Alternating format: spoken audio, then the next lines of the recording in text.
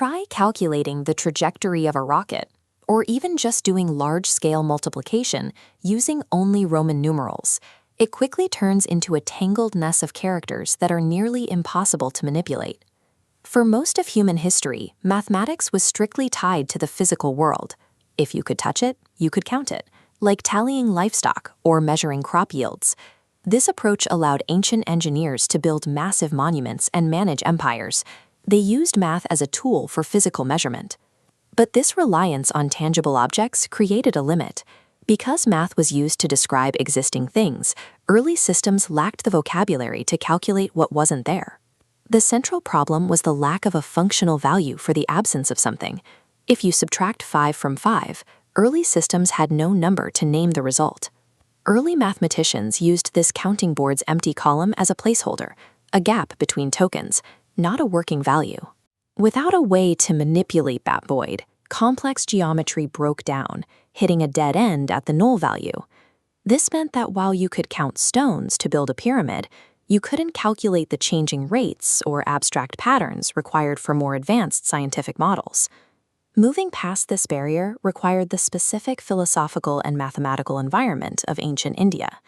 Here, mathematicians arrived at a different conclusion. Nothing wasn't just an empty space between digits, but a tangible number that could be used in an equation.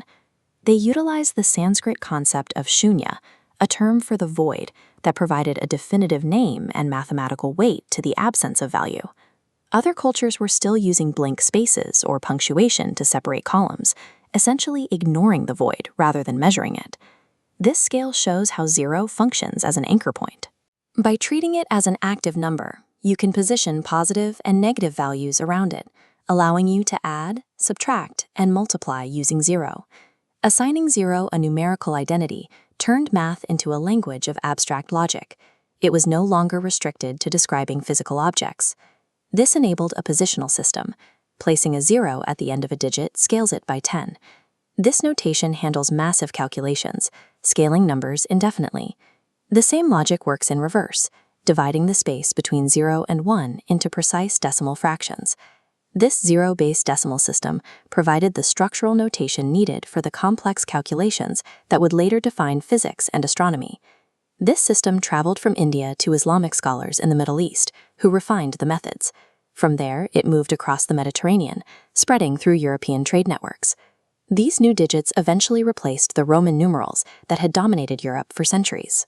By the time of the scientific revolution, this imported mathematical language was the standard for advanced research. Physics and engineering rely on calculus, which is built on the concept of limits, calculating what happens as a value approaches zero. Without a symbol and a value for that zero, the equations used to describe motion and gravity would have no logical target. Modern science, from orbital mechanics to structural stress tests, is performed through the language of calculus that zero made possible. Today, this ancient concept is the foundation of the digital world. Binary code relies on the interplay of ones and zeros.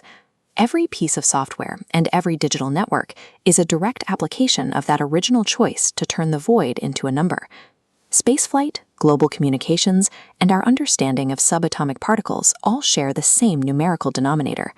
The philosophical choice to quantify nothing became the logic that coordinates modern technology.